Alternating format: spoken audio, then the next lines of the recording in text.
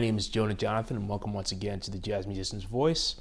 Today we have the wonderful opportunity to speak with jazz drummer Jason Brown, really one of the top swinging drummers in jazz. Has played with the who's who, including Pat Martino and Joey DeFrancesco and Wayne Escoffery and Mina Figueroa, many other big names, Mike Ladon, all the who's who of the Smoke Club jazz scene, as well as Smalls. And recently Jason has been doing an Instagram series with drummer Charles Gould, sharing their tips and pointers for drummers.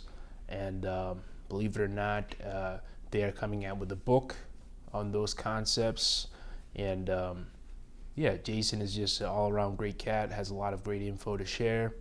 And right now, we didn't realize it, but he's actually speaking to us from London, England, where he is quarantining and working on material over there. So we hope you guys enjoy this interview. Please subscribe and stay tuned, because we have a lot of other future content.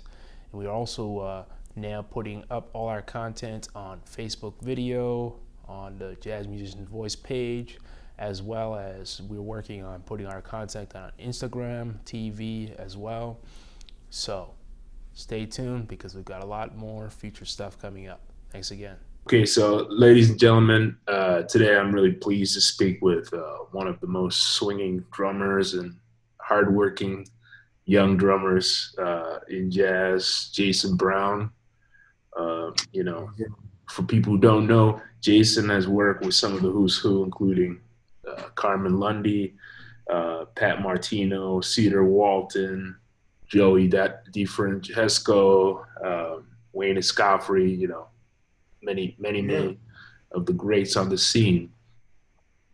So let's go back to your start. For people who aren't familiar, where were you born, and how did you initially get started in playing music? Well, I would start just closing some things on some tabs on my computer. I was born in New York, and I was born in Manhattan, in Lenox Hill Hospital, and May 22nd, 1978. And I grew up in the Bronx up until the time I was 9 years old, and then my family moved to New Rochelle.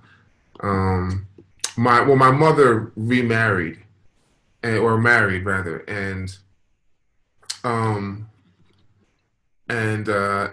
so she took me and my grandparents from the building we lived in. I grew up originally in 770 Tinton Avenue, which is just off of 3rd Avenue in the South Bronx, and like 165th Street.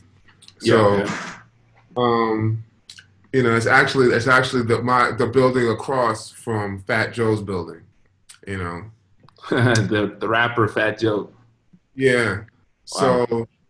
So it was a pretty dark place at that time. New York at that time was really just rough. You know what I mean? It was the kind of situation where I didn't realize until years later there was a movie called New Jack City that came out, and I didn't even realize until later. Me and my friends used to play outside, and people would say, you can't stop playing with all that crack. We didn't know what they were talking about, because they're just these little, little things with different color caps. We just would take the caps and play with them. And it only took until I saw that movie, I didn't realize that we had been playing with little empty crack vials and shit.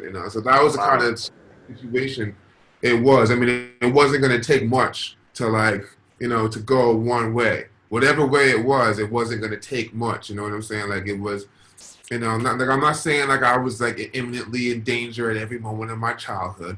I think that most of us who grew up in bad neighborhoods understand that, But it was real. All it would have taken was one thing, one opportunity not available for me to start going down a certain path. So my mother knew it was time to get us all out of there. So all of us moved together to Westchester, to this new place in a new house. And then from there, I went to public school. I learned how to play music. I started taking clarinet lessons a year later, the first year after I got to New Rochelle. And then I started teaching myself piano a little bit, and then eventually switched to drums, or added drums when I was about 13, 14. And then kind of taught myself how to play the drums until I went to college, and I went to Oberlin Conservatory.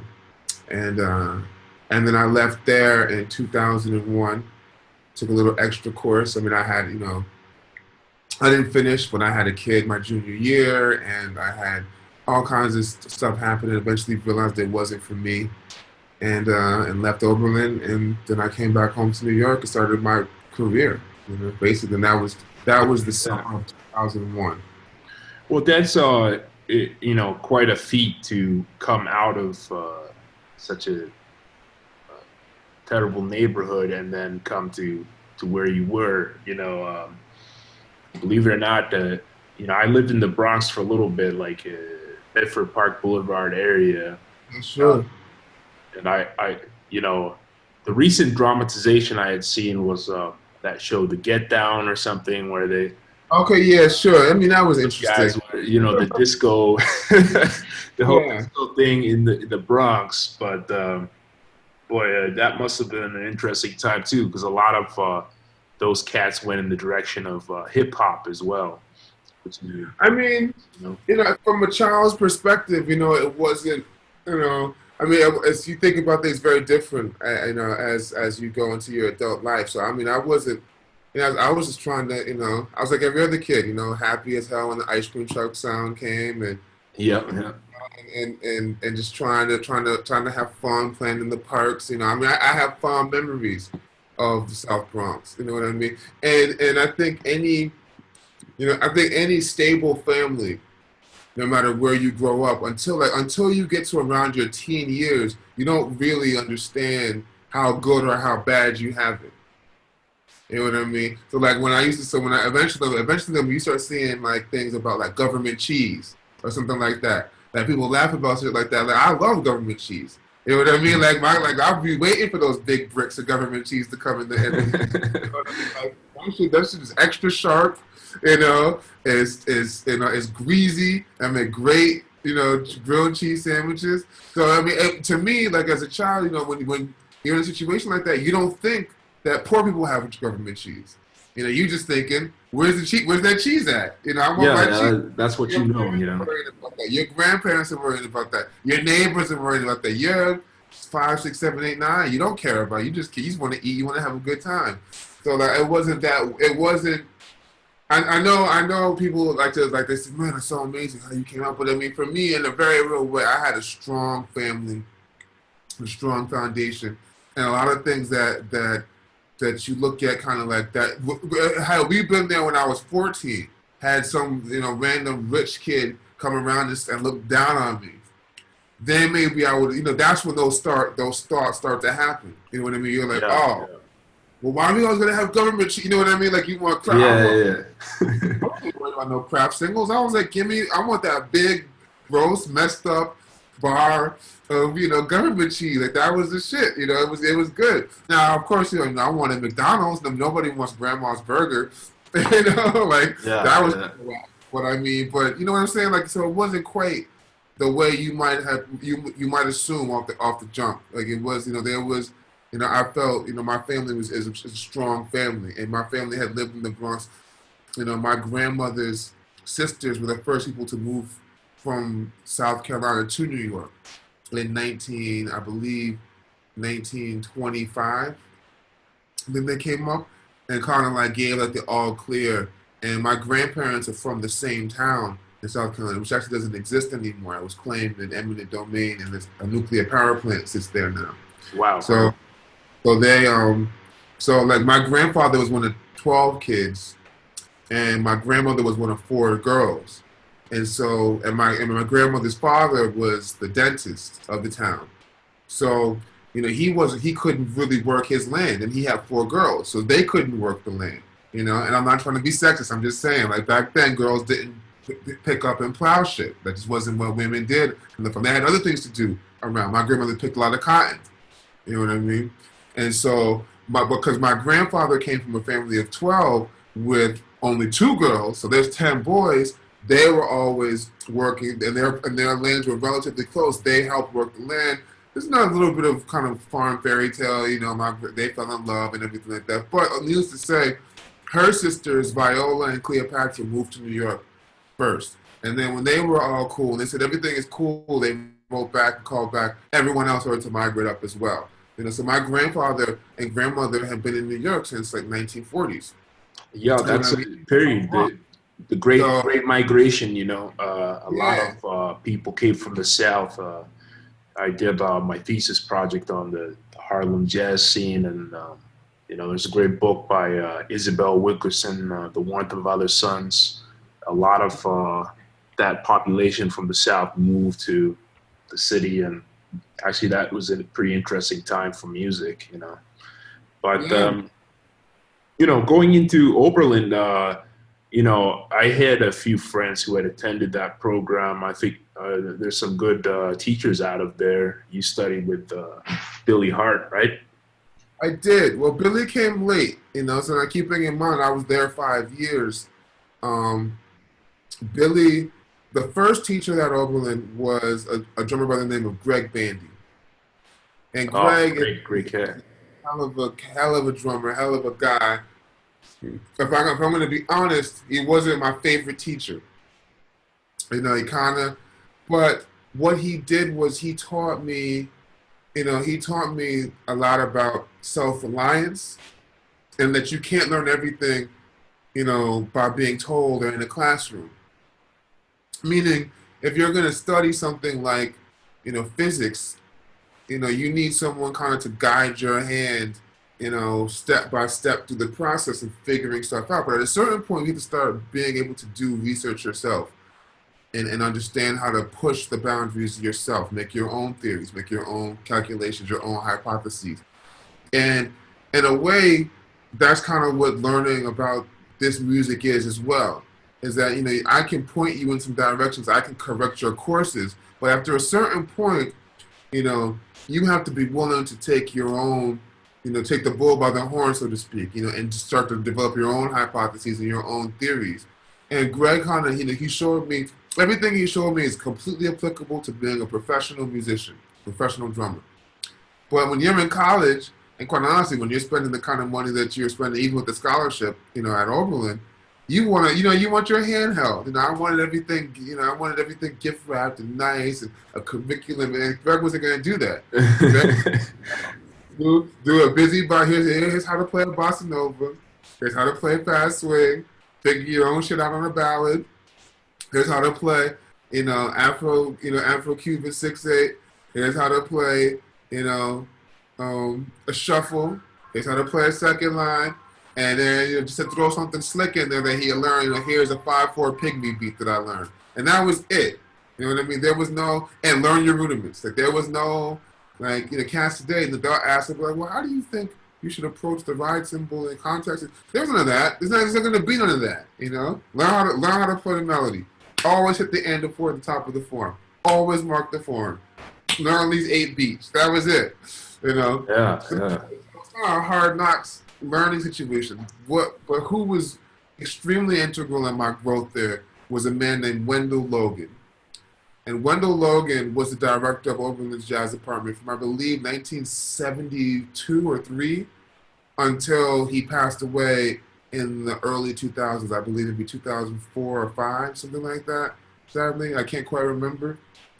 And Wendell was an incredible human being. He was one of the first. I don't know if you know anything about some of the historical black colleges as far as their marching bands and the halftime shows. There's a very famous show between Grambling State, and oh my goodness, why can't I think?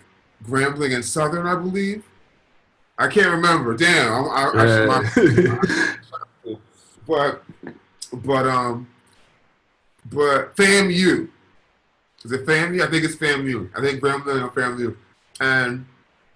And Wendell went to FAMU the first and was writing for their marching band the first year that inter-college rivalry happened. Now, the reason that's important is because those two colleges do a rivalry game, football game, every year. But the highlight of the game is the halftime show. It's not the football game. The teams are usually sad, but this halftime show is ridiculous. Like it's the archetype for every national halftime show we see. Like at every major college you see now, or cats coming around, they're twirling all over, the bass drummers are doing all this kind of stuff. That's like they all get that from these two historical black colleges. And so Wendell was writing for that. You know, he's from Macon, Georgia. He's around the same age as James Brown. So he had a lot of kind of just general knowledge, and he got his degree, his doctorate degree in classical avant-garde. So Wendell went the full length of music. You know, he was as much about soul and the power of the blues and black music as he was about dealing with, you know, contemporary concepts and what could be considered the more European standard. And he expected us to rise to that standard. So when I came to Wendell kind of complaining about lessons from Greg in the middle of my sophomore year, he came to me and he said, boy, you think you learn how to play music in a book? He said, I'll tell you what, when you learn every single thing in every book in that conservatory, at the conservatory library, when you know all the rhythms in all the books, when you know all those solos, when you listen to every single record in the library, because our library was massive, and this is why I went there, was for the library. You know, complete discographies of Coltrane, you know, Bird, you know, every name of the artist. Yeah. Go to the keyboard, type in the name, and it shows you their complete discography. That's how it was: records, tapes, videos, and CDs. So he said, so when you know all that shit, come back to me, and we can talk about finding someone else to be here. You know what I mean? And it was the best thing anyone had ever told me, because it was like, wait, take your own responsibility, learn, deal with it. And Wendell was like that, man. I mean, he forced us to really learn a lot, and especially in the Oberlin Jazz Ensemble, which is a big band. So his rule for guest artists was they had to bring some of their music. So we had music from Thad Jones, Mel Lewis Big Band. We had music from McCoy Tyner Big Band. We have music from Joe Henderson Big Band. We have music from Anthony Braxton, from Muhal Richard Abrams, from, you know, he was good friends with Frank Foster and Jimmy Heath. So we were playing stuff from the Jimmy Heath Big Band before they fucking recorded it. We were playing stuff from Frank Foster Big Band after they had just recorded it. You know what I mean? And it was all kinds of stuff like that. I mean, we had these crazy Anthony Braxton tunes with just numbers and letters and stuff like that. I mean, one time we did a concert with Amiri Baraka, you know, just like kind of free, you know what I mean? So he was, you know, and as much as he was like, you know, you got to be playing, like if it was a 6/8 shuffle, he would expect it to be like, you know, to be, you know, it had to be there. And if it was free, it had to be, as you have to have the same intensity and purpose to play free as you had playing, you know, the most gut bucket blues. You know, he wasn't going to let you slide anyway. So that was the biggest and most important teacher for me there. And of course, like you said, Billy Hart came my junior year, and we ended up having a very great relationship, and still today one of my main mentors. You know, that's really great. You know, and then you said you came to New York, 2001. Yeah. So talk a little bit about coming to New York. You know, pretty quickly you began playing with Carmen Lundy and touring all over the place. So talk a little bit about that. I mean, it wasn't quickly, man. I gotta say. I mean, it's so that first year. I mean, just 2 years before that, my daughter was born. So there was a lot of stress, you know, kind of to produce some kind of career. You know, my mother was kind of like, well, you know, you didn't finish school, you left school. You know, you kind of been leaving the whole time, off and on. You know, you got to get a job.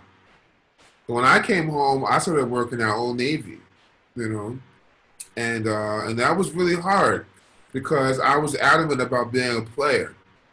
You know, so I was working, and you know, my mom wasn't playing that. She understands more now, but to her back then, being a musician was like, you know, what is that going to do for you making money and having and being financially secure? You know, so I had to, you know, and I knew if I ended up just working all the time, I would never get out. You know, I would fall into the trap. I would just be stuck there. So I was working 8-hour shifts and getting off and going and getting in the car and going to Cleo's You know, when Cleo's don't really matter. You know, going to Smoke, going to the Zinc Bar. Yeah.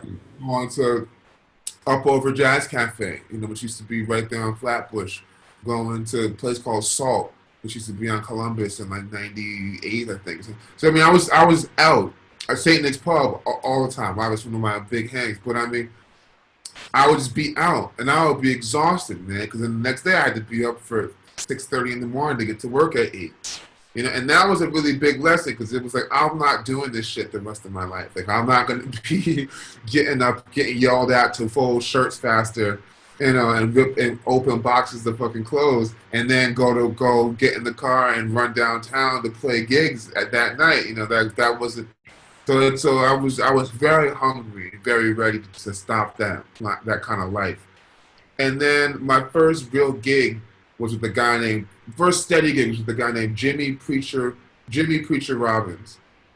The Preacher was very old school, man. Preacher, Preacher could yell at you like, you know, you were the worst beaten stepchild in the litter while playing perfectly, and not a word of it could be heard into the mic in front of a packed house audience, man. I mean, he make you feel like a total like dog, you know, while you're playing and not missing a single beat, you know. But it was a hard knock, and a lot of the things he wanted you to do, if you got it together, you know, you would be good. Which is why I accepted the gig. You know, Mark Whitfield used to work with this guy, and Greg and my first teacher Greg Bandy used to work with this guy. But it wasn't the gig I wanted. You know, I mean, it was playing lots of like real grimy spots in Harlem and after hours clubs. I remember we did a gig one time at a spot in Harlem that was, the gig started, the gig hours was 3:30 to 7 a.m. And so you got there at 3 a.m. You had to know the special knock and shit, and motherfuckers gambling. Sorry, I don't know about your further platform. Guys, no problem. You know, in there, I mean, you used to get me like actual roulette tables. You're like, damn, I didn't know those things could come out of, you know, casinos. I mean, in there, like, you know, don't think you can play. Don't be looking at nobody's cards. Like, you just shut up, you play music. You know, just make sure it's funky. You know, and but I didn't want to do that. I mean, it was fun. It was cute. In hindsight, it's a great experience. But I wanted to be out and hitting. You know, so eventually, Billy Hart invited me to come sit in at 2 gigs of his. One of them was with Michael Weiss. The other was with Mike Ledon. And both of the gigs, he did the same thing. He break time happened, and then all of a sudden they were supposed to start, and they couldn't find him. And so, you know, couldn't find him. You know, and so I played the first part of the first set, and both of them got my number afterwards. Specifically, the bass player on Mike's gig, Mike Ledon's gig, John Weber, took my number. And me and John became really good friends from that, and he started recommending me to all kinds of people, which is how I met Ryan Kaiser. And Ryan Kaiser was the first person to really take me out and start, you know, solidly like getting me work and gigs and booking me. He took me on the road the first time. He took me to Japan and recording my first kind of major recording. And then around there, I was starting to, that's when I quit Old Navy. You know, I was starting to work at Smalls, started to work at different places that were downtown as opposed to just being uptown all the time and kind of these grimy after hours clubs. And then from there, a good friend of mine named Joe Friedman, incredible guitar player, he had a gig at Cleo's, and he had called Mike Ledon and Curtis Lundy. And I went to the gig and I sat in, and Curtis, and I told him, I said, man, I really love your stuff with Betty Carter, and I love your sister's music. Now, at this point, actually, I hadn't even really heard his sister. But I wanted you know, he was like, okay. And then a few months later, she called me for a gig. You know, and then a year goes by, you know, and for whatever reason, I believe I stopped playing with Ryan. I mean, I was very irresponsible at those days, so I probably just fucked up. You know, I think I had just missed one too many gigs. Been late, so I was kind of free, and I get a call. It's February. I'll never forget. It's February, and I got this call, and it said, you know, hey Jason, this is Carmen. You know, remember last year we did a gig. You know, like I could forget. I'm like, you're the one. you know, and she said, I have a gig in London at Ronnie Scott's, you know, and my drummer can't make the second week. Can you come? And I was like, of course I could come, you know. And so that kind of is what started that. I believe that was about 2006, if I'm not mistaken. You know, it's just when, and that's how that happened. And then we worked together for, well, maybe no, Jesus, I think it might have been in 2004 because we worked together 7 years. And then, oh man, wow, I never thought about it. It was 2003 that happened. We worked together 7 years, and the reason I know is because there's the last 10 years are much clearer than the first 10 years for me. You know, the first 10 years are, you know, a lot of blurs, a lot of drunken nights, a lot of irresponsibility. You know, a lot of irresponsibility. Well, I mean, yeah, I mean, as a young drummer, at that point you're already touring the world and kind of going to different places, which must have been quite the experience. And you know, we, believe it or not, you played with the legendary Pat Martino as well. And, yeah. You know, people don't know. A lot of people don't know his story. I mean, he had an aneurysm and completely lost his memory and how to play the guitar. And he had to relearn how to play it, and he came back from that. You know. Yeah, man. See some of those videos you guys are doing, like the organ trio. Oh yeah, man. Certainly, like kind of that Philly sound. How did that come about? Well, I mean, the thing with Pat, how did that come about, man?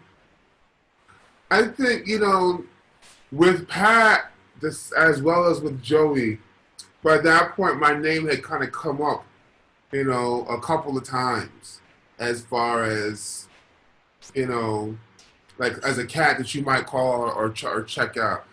And I want to say this was a rough time because this was right around the time when me and my ex-wife split up. And so I had moved out to Oregon kind of as a last-ditch attempt to kind of reconcile, and that didn't work. So I was back home, but I wasn't even like solo. I was back home in New York at my parents because I didn't have, you know, all like, you know, half of my life was invested in someone else in another state, all the way on the other side of the country. So I was kind of starting completely over again. You know what I mean? And I had just, when Pat's gig happened, I'm trying to think, man. I believe, I just found a place. I had just, like, my best friend at the time, a great bass player and actually, you know, agent and producer of music now. He since left the bass. My great friend Nick Santmari had just found a place and was like, yo, I got a place, you want to move in? And I was like, yeah, I don't know how I'm gonna pay for it, but yeah, I'm definitely, let's do this. I can't be a teenager again in my mom's house. You know, like I was losing my mind. And and then right around then, I get a phone call saying, we've heard great things about you. Would you like to join Pat on a gig in Toronto?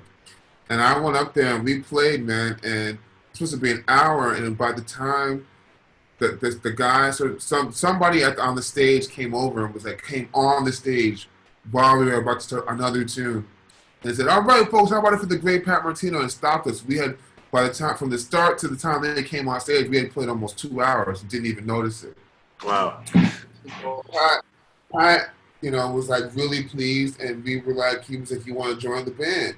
And I was like, I would love to. And he was like, yeah, I tried to finish up with this other drummer before. It's like, because like, do you know Jeff Watts? I was like, of course I know Jeff Watts. He's like, well, yeah, he just did the record, so I got him on a few more gigs. I was like, oh my God. So that was really nerve-wracking at the same time. But that's kind of how that happened. I mean, it was just a matter of, the word had gotten around. And I think, you know what? That's it too. Billy had recommended me as well, because Billy and Pat go way back.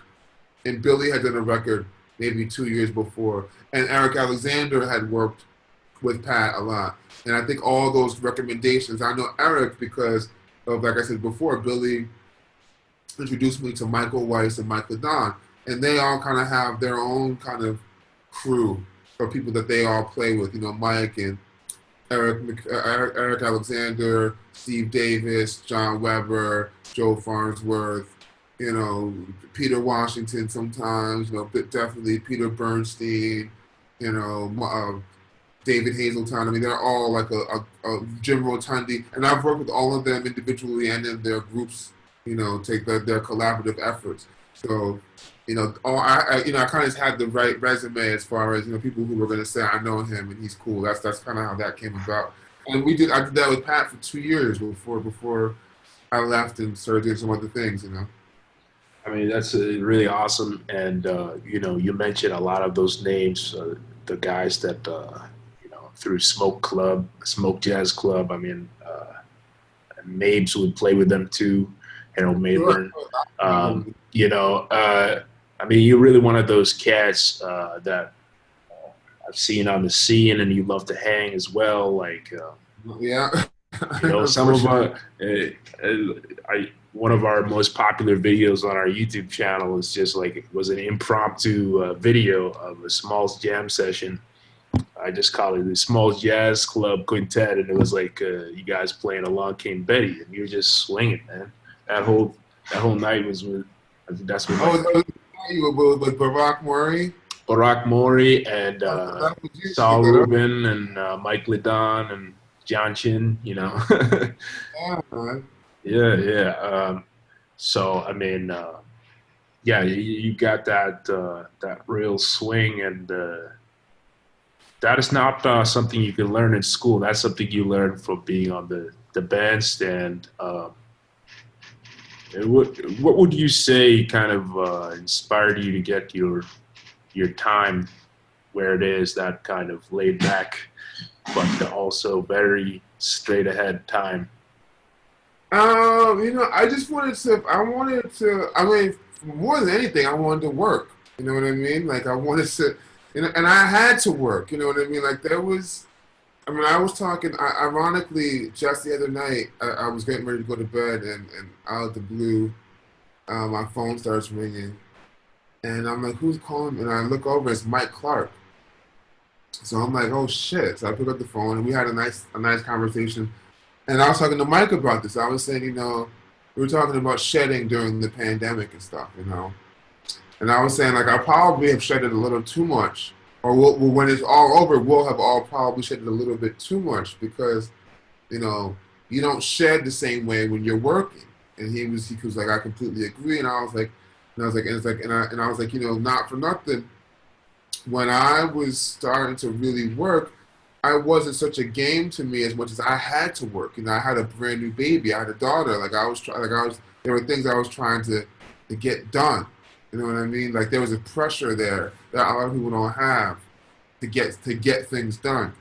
You know, and I think those of us who end up with those kinds of pressures, whether it's children or bills or you know, you got to take care of your family, or you just have an insane drive to be competitive and keep it, to get good. That's what really helps you kind of focus in and give you a no bullshit assessment, as I say. You know, like, not the like, I should be here or they're not, but no, like, be completely no frills honest about what your shortcomings are and deal with them. You know what I mean? And that really came to head for me, playing with and then getting fired from Nicholas Payton's gig. You know, so like, you know, I got the gig because I had a lot of stuff together, you know, and it was a really great opportunity, a great time. And I loved Nick was one of my big influences, his band was one of my big influences. And it was great to hang with him and be around him and to play with him. But, you know, my time wasn't really great at that time. You know what I mean? And, that's ultimately it's the reason that he let me go. You know, and so I've been trying to be diligent ever since then to really focus and get it together. Like, I've always had a good feel, but definitely, like, you know, consistency and steadiness has been an issue over the years. So I focus on that. You know what I mean? I think, you know, just kind of the belief that you can always have a deeper groove. Every great drummer I've ever seen interviewed or talked to has always talked about, you know, that you can never think that what you have right now is enough. You know what I mean? You have to continuously want to evolve your groove to make it deeper, to get it more funky, you know? I mean, it's like Parliament, you know, make it funky, you know what I mean? Like, get more, like, how much more funky can it be? What else can I do to make it more funky? You know, what can I do to make feet tap, to make booty shake, to make heads, you know, I want to break your neck.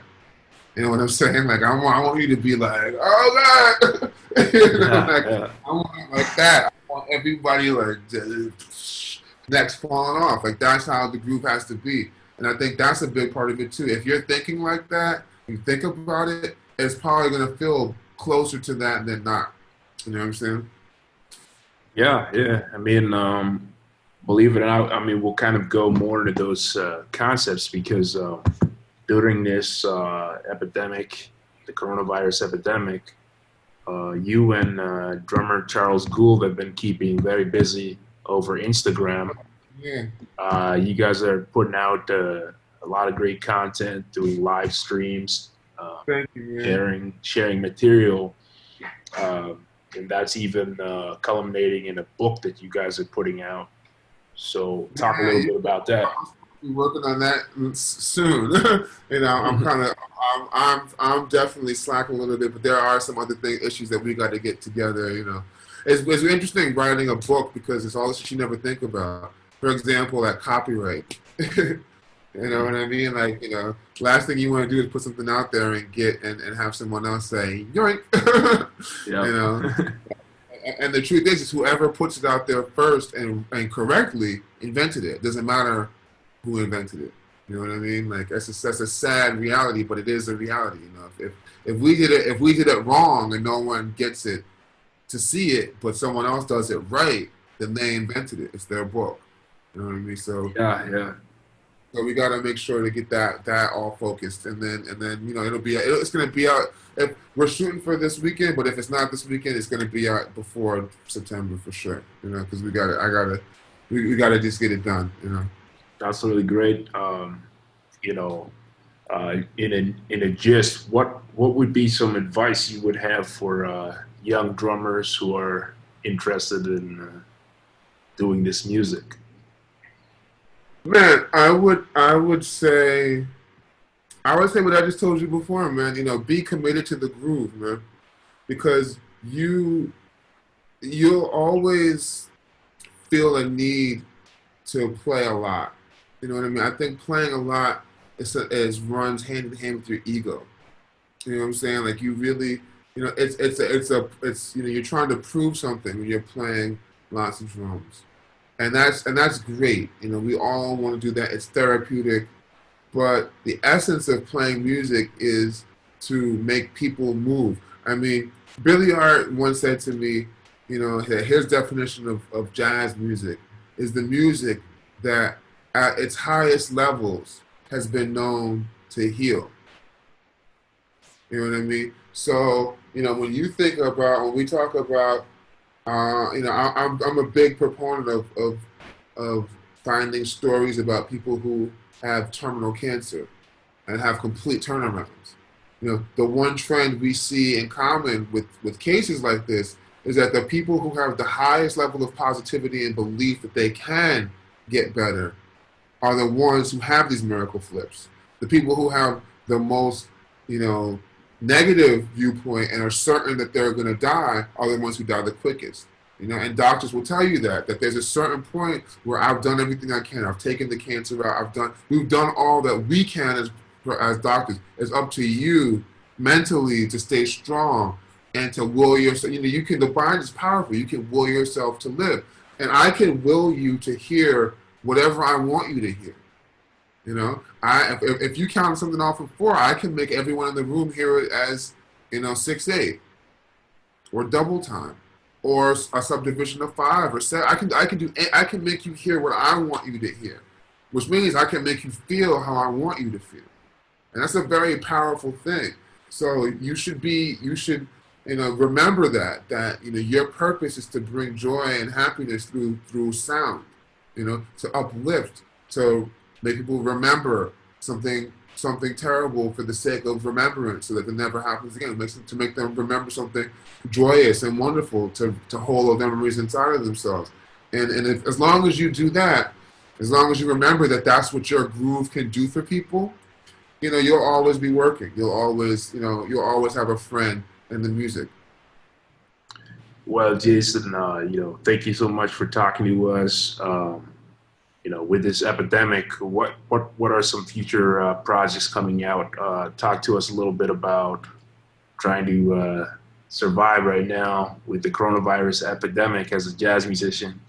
Man, you, I mean, that's a tough one, bro. I mean, the reality is if I'm going to be honest, which I'm going to be honest, it's not looking great to me, you know, and I'll pray that I'm proven incorrect. This is the one time in my life I'll happily be the most wrong motherfucker in the world. Like, prove me wrong. You know what I mean? But I mean, on a serious note, what we do is about entertaining people, and it's about having large amounts of people around, or even small groups of people, but having them around, right? You got to have people to entertain in order to entertain them. And if we don't have people around to entertain, then we don't have a job. You know, and that's really where I'm at with coronavirus. You know, I think it. I mean, I'll try to be short, and I'll say it like this. I think coronavirus proves that much of our society much of what we deem necessary in society is not necessary at all, right? Most of the jobs that we think are must-have jobs are not actually must-have jobs at all. You know what I mean? The reality is that, you know, the quote essential workers are actually essential. You need your garbage picked up. You need a fire department. You know, you need some kind of policing force. Preferably not ones that kill you. Yeah. But you know what? When somebody snatches my purse, when someone snatches your mom's purse, why does it have to be my responsibility to chase that dude? Let the police chase that dude. You know what I'm saying? Like, you need nurses and doctors. You need teachers. You know, before the 1900s, musicians weren't needed. Like, most people who played a musical instrument had another job. You know what I'm saying? Before the 1900s, most people who played, there were no professional sports teams. You know, you got together, you played some baseball as a town. You also had a job. So, I mean, it's shining a light on all that stuff, and I think it's going to be difficult for a lot of us to maintain. I mean, I think a lot of us are going to end up getting regular jobs, you know, as things start to open up, except for things in the music world. I mean, before 1900s, bars and saloons didn't gross massive amounts of money. You know what I mean? Restaurants were, you know, you bought a restaurant, you had a wife and you had kids. You know, your kids cleaned the spot. Your wife and you cooked the food. You lived on top of the restaurant. You see the simple thing? Like, you know, you didn't go all Gordon Ramsay and buy a restaurant, you know, pimp it out, you know, flip it, and then, you know, have, you know, everything served in 15 minutes or less type of, you know what I mean? Like, it wasn't an industry that you made money in. It was an industry that you had a recipe. You know, you had your famous chili. Your wife had her famous salad and lemonade. And you made that shit every day, and it paid for your entire housing and the restaurant and your kids' schooling. You know what I mean? Nowadays, all that kind of stuff is, you know, you get a restaurant because we're going to flip it and make a ton of money. So, I mean, that kind of mentality is really got tripped up and caught us in a bind right now. So, I mean, for me, I'm just trying to be outside the box. I'm doing a record with a great alto player named Rachel Cohen and a bass player named Joe Downer here in England. I've come to England about 6 weeks ago. I just missed the cutoff, the EU world cutoff on US travel. I left because it was getting oppressive. I felt like, you know, I didn't want to end up dead randomly by cop. That might sound, but you know what I'm saying, bro? I'm just like, I'm a big dude. You're a big dude. You know what I'm saying? Oftentimes, in front of a club in the suit, cats are asking me if they're allowed to go in. You know what I mean? It's already bouncing. Stigma against big black dudes, man. And I remember playing a gig at Smalls for their live stream, but shortly after George Floyd's death, like maybe the second, third week of June, you know, getting off the train, nothing but cops, man. And they weren't looking like, you know, hi, how you doing? Don't worry about us. They were looking like, you know, try it. You know what I mean? And I'm just like, I don't want to be in that environment anymore. So anyway, all I have to say is I have a few things on the plate with some excellent musicians here that I've known for years in England, trying to do some collabs in France and in Germany with other great people, trying to do some stuff with Greg Hutchinson, hopefully, some stuff with Kurt Rosenwinkel up in Germany.